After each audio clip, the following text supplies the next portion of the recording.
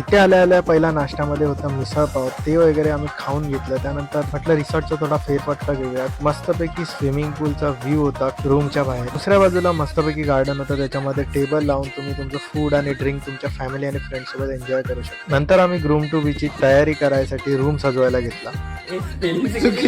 चुकीची स्पेलिंग आहे. हा आता बरोबर आहे, चल लावूया.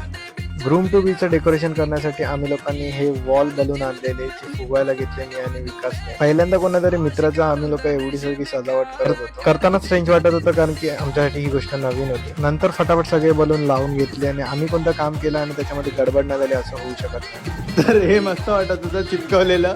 आम्ही आता एक पराक्रम केलेला आहे जे हे आधी लावायला पाहिजे तर ते आम्ही नंतर वरून लावतोय.